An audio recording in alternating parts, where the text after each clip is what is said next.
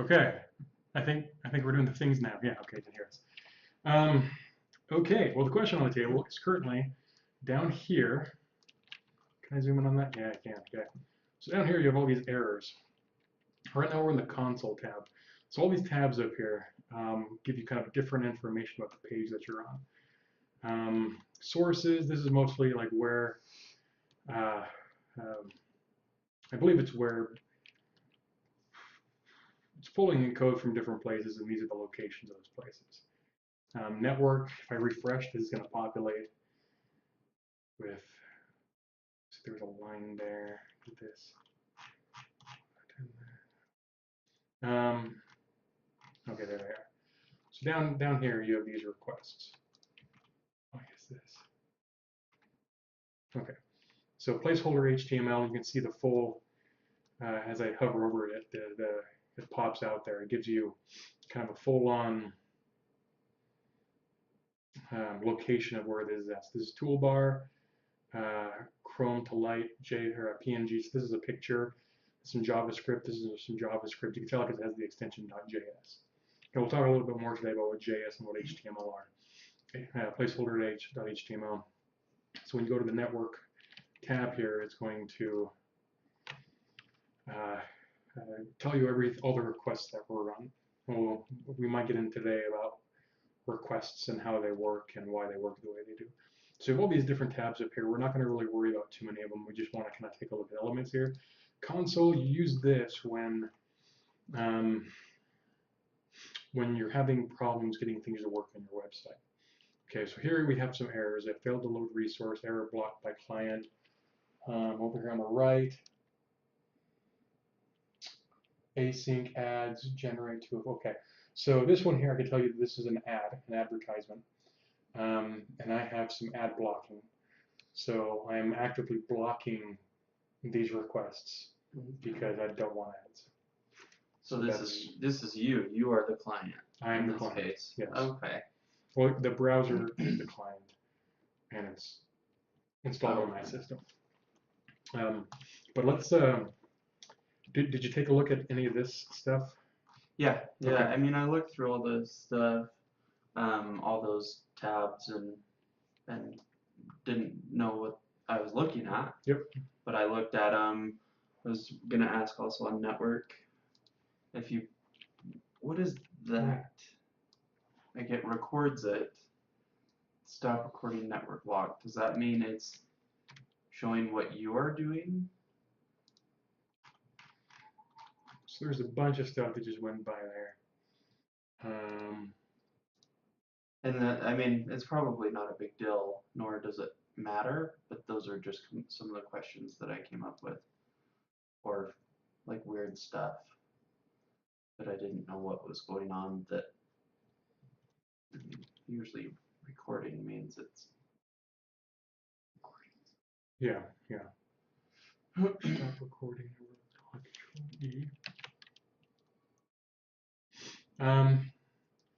I'm certain that it's keeping the log somewhere. I don't know where. Okay. But like of what you're doing on the website or what the website's doing? Specifically in the network log. So here, if I push refresh, you're going to see a bunch of information here appear, and then it just disappears. Okay. And up here as well, you'll see things spinning by. And so there's a place that you can go and take a look and see what's actually happening there. This is pertinent because of this thing here, the status, the document, or the type of request, or the type of data it's requesting, what it's calling it, in this case placeholder.html, which is right here. So this gets loaded in first, and then all these other things get called because this gets loaded in. Oh, I see. Okay. And what these things are, so there's a picture here. Okay. There's some CSS, and we'll talk a little bit today about what CSS is, and some JavaScript here, some JS. And we'll talk as well about what those mean. And these are important extensions to remember because they imply the purpose of said file. Okay, So not necessarily jQuery.js specifically, but just .js, .html, .css. Okay. But I opened up to W3 Schools here specifically to kind of get into some of what we touched on briefly last time. I actually don't want to go on. Do you have any other questions about No, stuff you went through? no. If you do, I'd rather go through that than. I mean, in the Elements tab, is that just the code for the web page? Yeah, yeah. And as So you roll over things, is that highlighting what it's affecting? Yep. Okay. So if do you remember that scene in Iron Man, just the first Iron Man, when he's in the cave and Buddy there is asking him, not the bad guy, but his friend who's working with him is like, "What are you working on?" And he tells him to press the paper down and lay it flat, and all the kind of see-through paper as they mash it together, it forms the outline of the Iron Man suit that he's making in the cave. Mm-hmm. That's essentially what's going on here, is that you have a bunch of these thin layers that are all sitting on top of each other. And to you, it looks like just one page. Right. But there's a bunch of things that are being laid on top of each other in different layers to make it so that you see what you see. There are also some times where you'll get to a page and you'll try to click on it and nothing will happen. And usually what that means is that there's a div, there's a layer on top of the interface that you're looking at that you can't click through because it's on top. So if you ever go to those sites where it grays out the screen and says you can't go past here unless you put an email address, you can delete those from the UI and then get access to the page. Yeah. So if I were to take this right here, this sidebar. So if I hover over this and I click on it, I hit delete, it disappears. This isn't for everyone. This is just for you and your view. So if you get those pages that are like, yeah, you can't see this content unless you do this, that, or the other, just delete the stuff that's laying over top, and then you get access to the page. And you can undo it, hit Control Z, and it comes back, or Command Z, I think it is on Mac. Yeah. But yeah, so all it's doing is loading up all the stuff, and it's trying to hold you hostage for your information, and you just delete that stuff out of the page, and then it goes, oh, I guess you can go through. So that's one fun little trick that you can do once you're in here, is you can find something that you don't want. See how it's highlighting different parts of the page at different times? Because I noticed it would go through, and I tried to like right click on it to see if I could delete it or change it, edit it, and I just needed to click delete. See if I can find a. Okay, so this CSS example down here. Mm-hmm.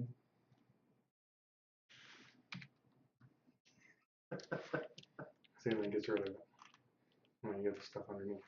So okay, this is the kind of stuff that you can do from the. I mean, that's a very base level thing that you can do from the this developer tools interface. And some developers will actually develop in real time from here. Over here, off to the right, you have styles, right? So if I were to take a look at padding, what am I going this for? This is okay. This is for this section here. Padding basically means space. So if I were to take this and change this, nope, not good.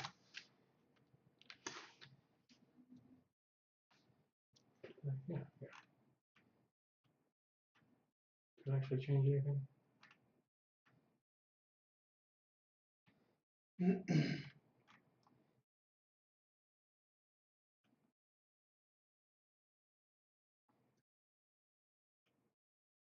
Some of these things are.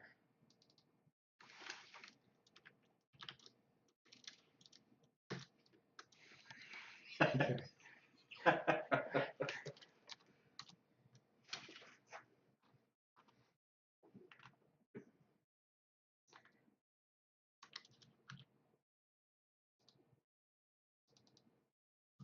Yeah, so you can kind of modify things on the fly to see how. So that makes it more applicable why you would write in a code or write in language, so you can jump in and edit something that quick that might apply to multiple things in multiple pages. Yeah. So from this view, Okay. you can if things don't quite look right, you don't want to have to keep going back to your page with code and then running it, compiling it, adding it to the interface, Right. and then seeing if that works, then trying it again, doing it over and over. You can go into the developer tools here, take a look, try out some values, figure out what's going on. Because sometimes you see these things that are crossed out here. That was going to be my next question as I saw those. Is that just essentially a hashtag that marks it out? No, Okay. no. So the crossing out, it means that it's been overwritten by something else. So Oh. with all these different pages that you're laying on top of each other, each one usually has its own list of CSS rules, like design rules that they must follow. And when you do that, you end up with conflicts where it'll say, okay, well, body should have this style. No, body should have this style. You have all these things saying this is what the body, the information should look like. And so it takes whichever one is set as the principal value for the page and basically says this is what the body value is. So anything that falls outside of the principal primary value for a particular field, then it gets crossed out. And it says, okay, this is no longer applicable because something is overwritten. I see. So I could change those values, but nothing would happen because they're being overwritten.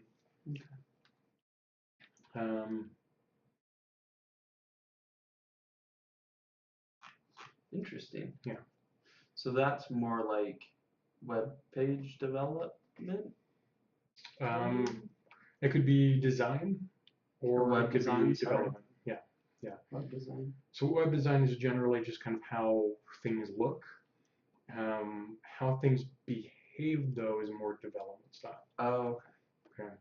And let me go into some. I'm gonna refresh this and change back all the crap I changed on the page I don't remember. That's what refreshing does. It reloads all the content back in. So the primary pieces of happiness and joy that we're going to be going into regarding HTML or regarding web page development is HTML, CSS, JavaScript, PHP. Let's go with Python.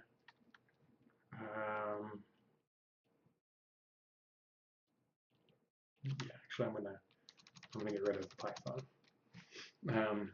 So HTML, CSS, JavaScript, PHP. So these are the four things I want you to kind of remember from this, I guess, today's lesson. So I want to put it over here. But HTML, essentially HTML is the base structure of a page, right? If you have just black on white, that is all that HTML is. You just put black on white. And I mean, you can change the color. Well, changing the color is part of the CSS, so not really. So you can do like over here if I want to do H2. This is a secondary heading. When I run this, okay. So this is one of the nice things about W3 schools is that it allows you to actually input code, run it, and it will paste out the whatever it is that you're trying to do. So it's a nice little functional way of being able to practice things without having to know how to spin up a web server and get it to serve up information for you. But essentially, HTML are these tags here. They're all separated by an opening tag and a closing tag. I have a confession to make. Yeah. I always thought HTML was short for Hotmail. Oh. Okay then. Well, here's something else that's going to blow your mind.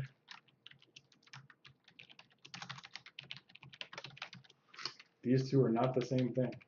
If you hear someone talking about Java and JavaScript, completely different things. Okay? Wow. You feel blown right now, don't you? Okay, yes. so in HTML, you have these things called tags.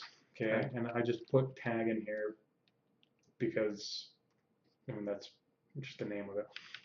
And they give an opening tag and a closing tag.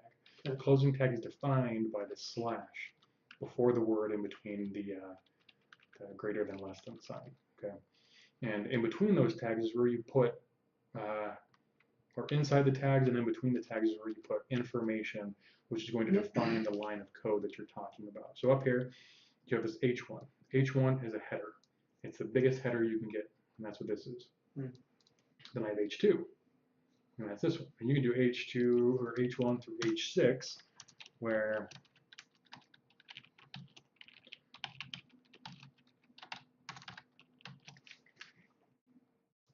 it's small, but it's bold and it has its own little style to it, which makes it a header versus just a regular paragraph or font, or paragraph which has just kind of a basic typing font, right? So you can add additional stuff to this, where it's like, and then you can do a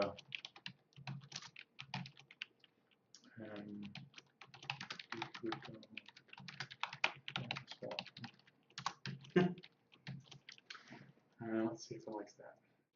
Okay. So here we have, this is a paragraph. I like tacos. No, you don't, you asshole.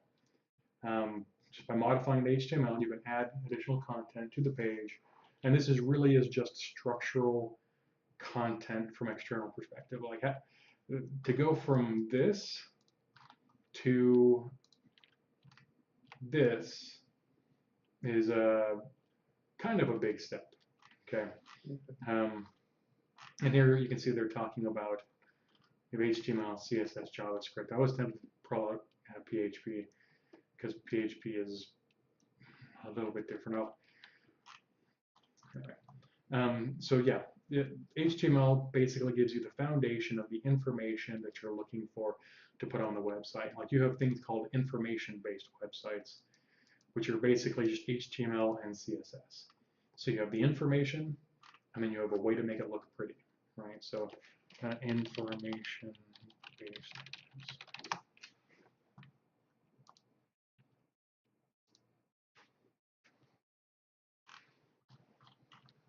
That's it.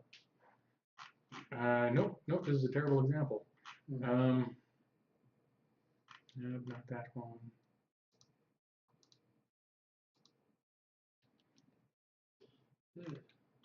Maybe something like this. So there's not really a way to log in, there's not really a way to submit information to them, but this is very likely HTML, CSS.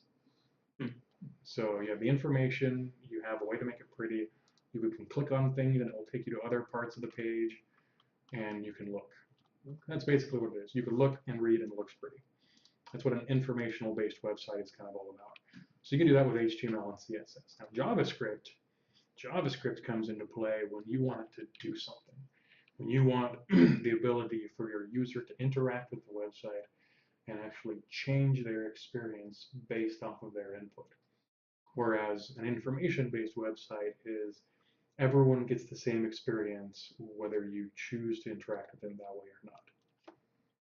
Okay. So yeah, I think the example I gave last time was if you imagine a building, you have all those iron girders that are going around. That's the HTML. And then you have the walls that go up on the outside, and the trim, and the bushes, and the roof, and wonderful architecture, and that all is the CSS. But the elevators, the escalators, the cable lines, Ethernet, all that, it's running through the building, making it actually do something more than just stand there. That's JavaScript. Okay. So you have HTML, you have CSS. Now CSS is different. Okay. So here we have some CSS. CSS you can tell because in HTML you open up the style tag and you close the style tag, and in between the style tags is CSS. Okay. So there are different things that you can do. So if I want to go into here and I explain a little more detail, it just doesn't like this for some reason. What is BR? Oh, that is not what I want. BR is break line. Okay. So if I were to remove this, just watch the empty space right here. Go up. Okay. So I get used to doing BR because there are some instances where it won't actually break the line and return. It will actually take this and put it to the side over here. Okay. So I just get in the habit sometimes of doing that so that it forces the line break. And you can do that as many times as you want. Right? And this is one of the few ones that you don't actually need to have a closing tag for. Is there one called BRB?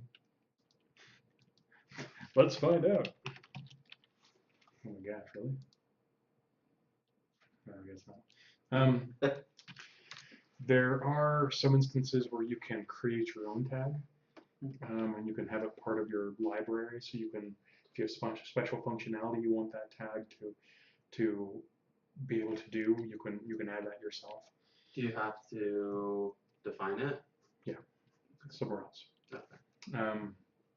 But let me just run through this base web page kind of layout here. So do you remember how nesting works? Like a nesting doll. Yeah, exactly. And it tabs in each time. Yeah, right here. How it tabs in and it tabs back out, so you have this nice little accordion kind of thing going on. Visually, it's the same thing with this. So each time you open up a tag, you basically tab everything. I'm not going to tab those in. You tab everything in.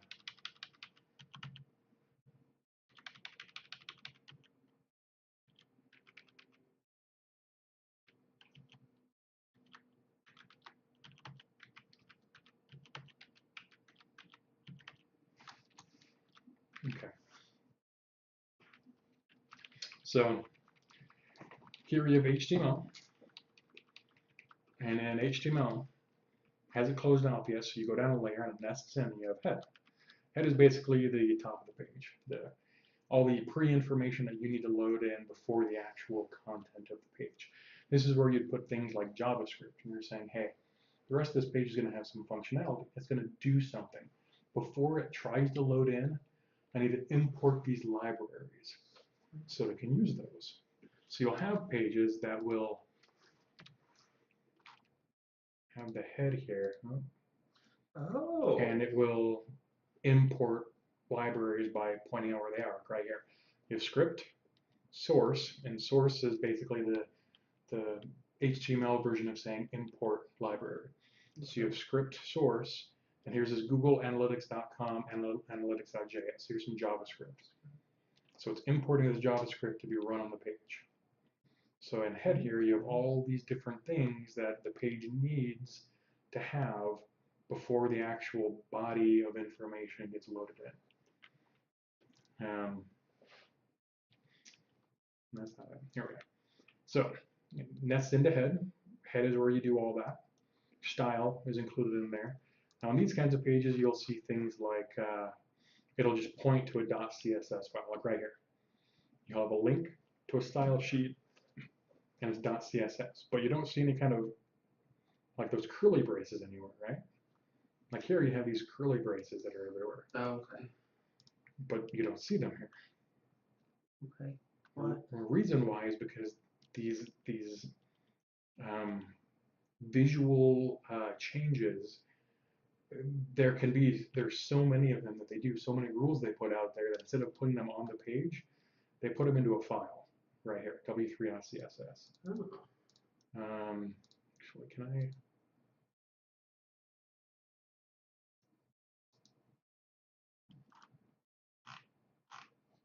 And here it all is. Did someone type all that, or is that something that just gets imported? At one point, someone typed it up. But for the people after that, they just import it? Yep. Okay. So there are a bunch of different values in here. So you have like HTML body. And so it's defining different values that are in the HTML body. And what's the HTML body? HTML body. So everything within HTML, one layer down body, everything in here would have these attributes associated with them. Okay. Yeah, there is. you could literally have entire college courses on HTML, CSS, and JavaScript. But this is basically just to be kind of a, this is how they interact, this is why they interact, and this is why you need to figure them out to get them to interact. Okay. So you can do things like this where it's called inline CSS, where you just put it all in the page, and you can change things like background color, light blue. That looks more green to me, so let's just say pink. We're gonna run that. Does it have to be? I mean, nope. You can do a hexadecimal color, so you can do hex color. So let's do this color.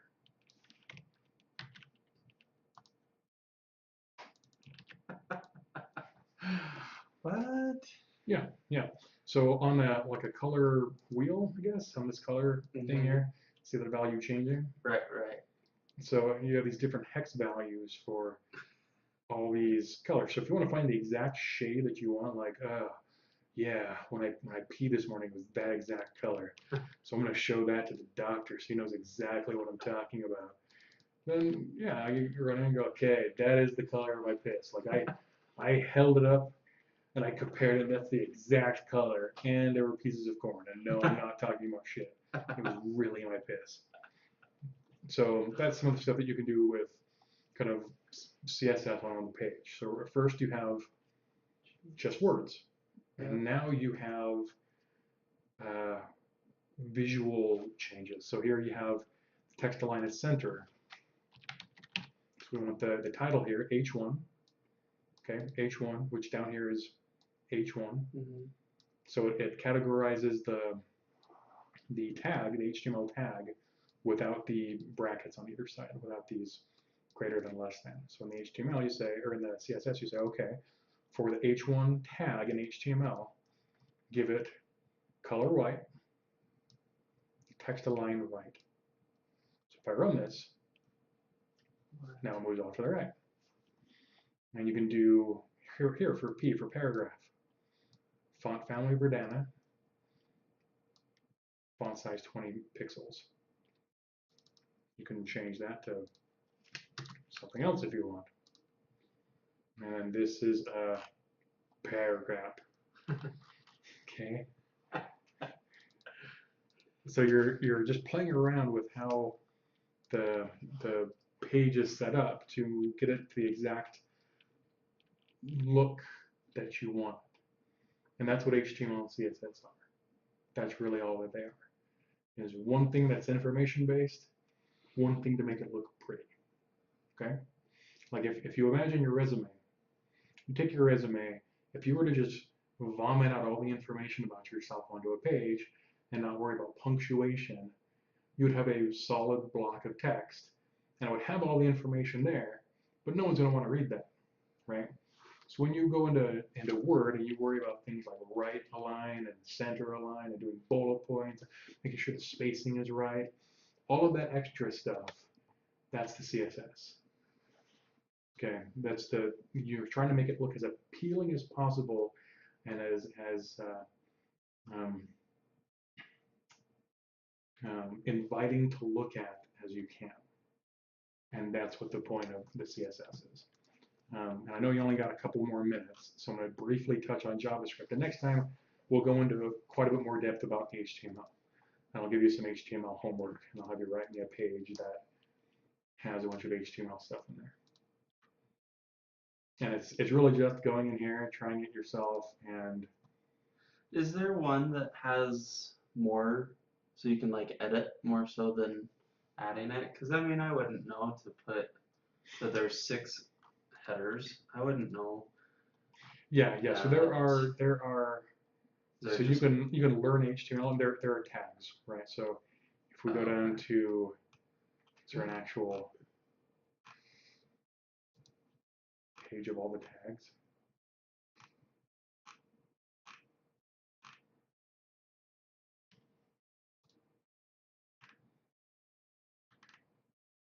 So you're talking about different kinds of elements or tags. Don't forget the end tag. But here's where you can kind of talk about paragraphs. Right? So you want to know how to insert a paragraph. It'll tell you what the tag is. Um, links. If you want to insert a link, here's the format for inserting a link. And then when you go in here, it'll show up as this. So that's how you can click on something that says boobs, and it takes you to a page with a bunch of dicks. Because you can tell it right here. You can say,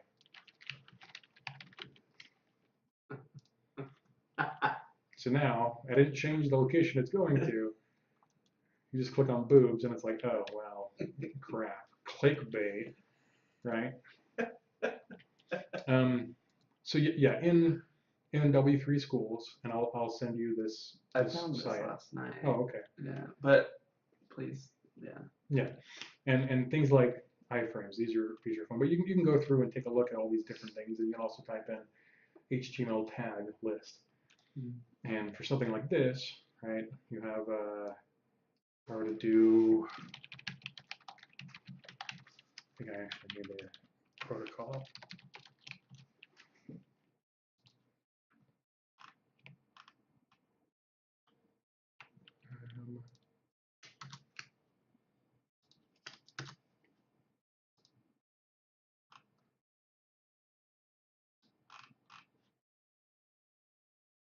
Yes. No. Oh, maybe they got blocked.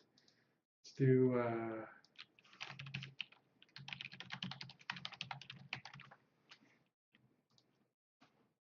Am I going to do it? Okay. Well, sometimes you can load up other sites.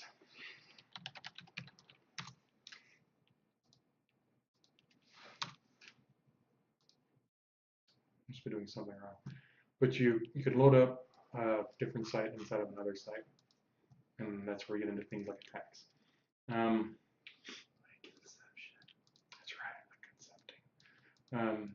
So HTML is base information. CSS is making it pretty. And I'll give you the 1-minute summary of JavaScript. But what we'll focus on next time is HTML and practicing HTML and things you can do with HTML. But JavaScript, this is where it's going to look a little bit more like Python. Okay. So you have here a script tag. Inside of a script tag, you can write out an actual program method. So here you have something function. So imagine this is Python. You'd say def my function. Oh, okay. Okay. But this is JavaScript. It's a different language. It has different syntax to it. So you have function, and that's like the def. My function, and here you can tell it's a method because it has the opening and closing parentheses. You have all this stuff here. Okay.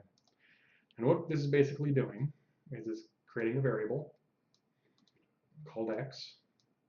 So in other languages, you have to declare that you're doing a variable. Python, you just make a variable. And here, this is something that you'll see quite a bit.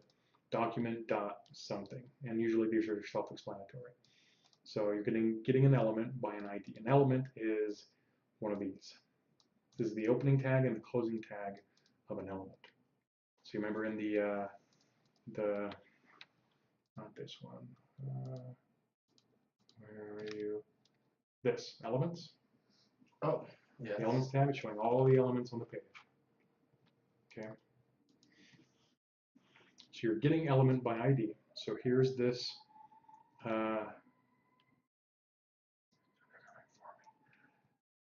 Where's right up here? You have this paragraph, and you have inside the paragraph before that less than sign closes to the greater than sign right here. They've added some new information. You have this attribute called ID. ID equals demo. So it's saying, okay, go through the document and get the element whose ID is demo.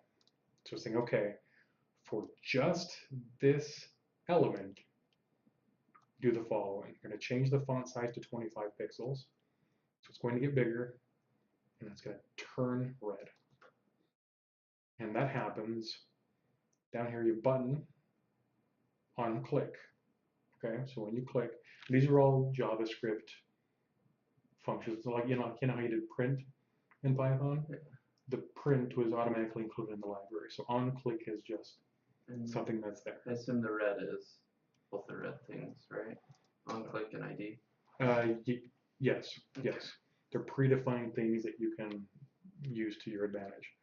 So you have onClick, and now it's calling my function, which is what this is. So once you click on the button, even though you're clicking on this button, it's going to modify this content to make it bigger and turn red. And doesn't, if you click on it, it doesn't keep getting bigger, it doesn't get even more red. It just defined it as 25 pixels. Exactly. Just red. Yeah. So if we do 75, and do I still have that? Let's see if it doesn't like that. How about it doesn't like that either. To find out what the exact. Oh, I haven't been hitting. I might be slightly retarded. No, I still don't like that. Let's see the. Right now I'm using your tab against the. Okay. There we go. See? So you put in the color. And this is all based off that programming that we were talking about, where you take bar x, and then x dot, and you import some library function that currently already exists called style, style.font size equals this, style color equals this. You could do things like font family, but those are terms that you have to kind of learn where they're at. Like the reason why I know that like font family is one or width is another is because I've seen them so many times that I just know that those are options that you can choose.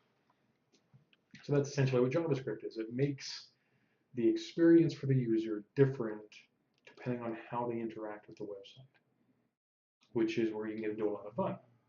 Or if you ever go to a web page and you click on something and the URL doesn't change, but everything on the page does, that's the magic of JavaScript.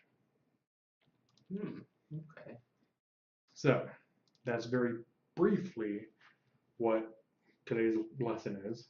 We'll get rid of the PHP because I guess it is something else entirely. But yeah, you have content, pretty, functional, respectively. HTML is the content. CSS makes it pretty. JavaScript makes it functional.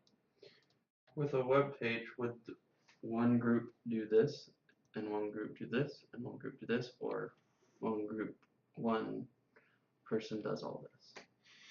Generally speaking, it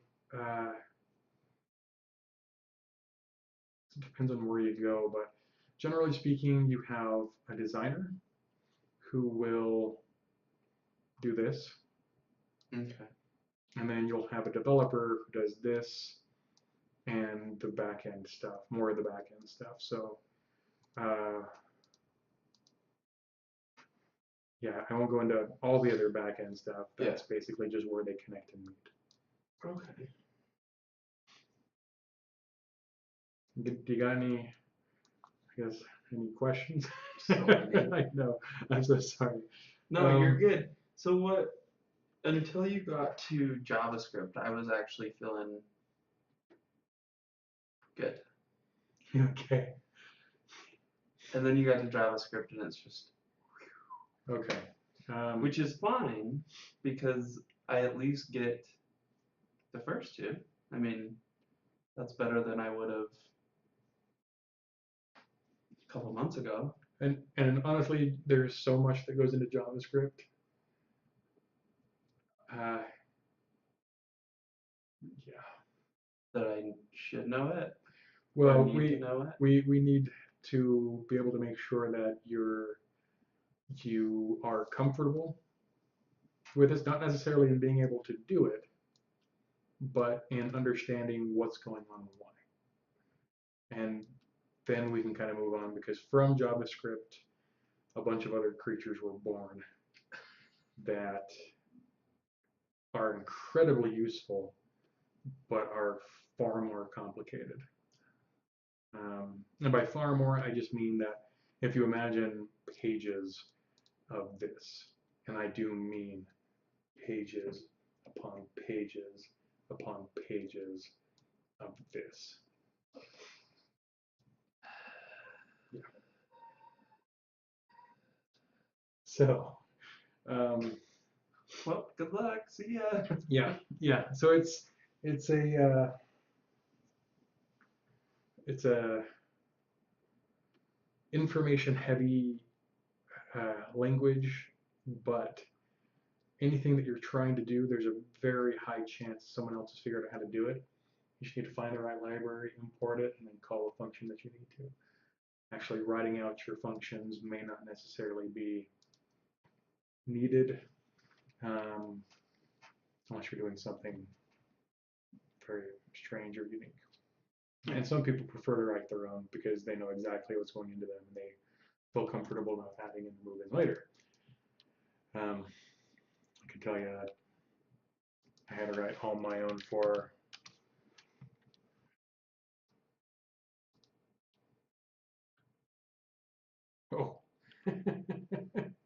that's not it. That's their internal forum. It's publicly okay. Never mind. I didn't write any of that. I should let them know. No, I'm not going to. That'll tell them that I'm actively using their stuff. That other page, remember the orange and white page? Yeah. All the JavaScript in that I had to write, which is a bit of a bugger because I'd never had to write complex JavaScript before, and having it connect to a database and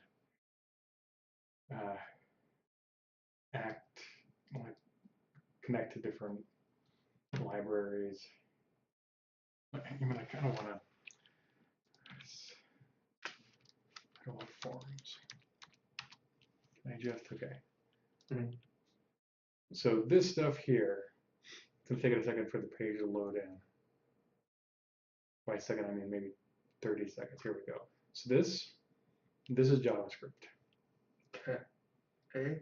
And this is all from a library that I simply imported and pointed my information at and said, run this information through this library, and this is what came out the other side. So I didn't have to write virtually any of this. And then you can search, and it does the search pretty quick.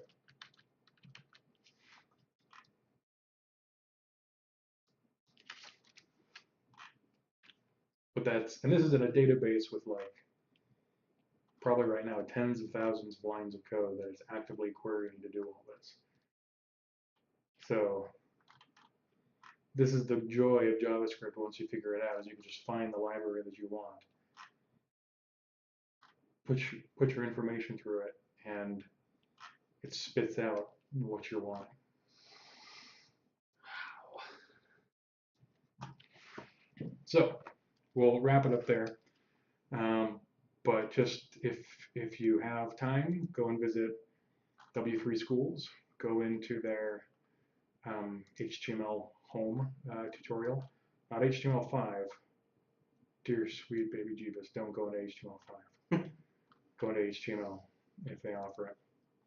And just go through some of the HTML stuff. And they do a pretty good job of explaining it. But go through, write down questions that you have, and we'll talk more about these in detail. I'll go over some of the more used tags and how they work in our next lesson. Sound good? Sounds good. Cool.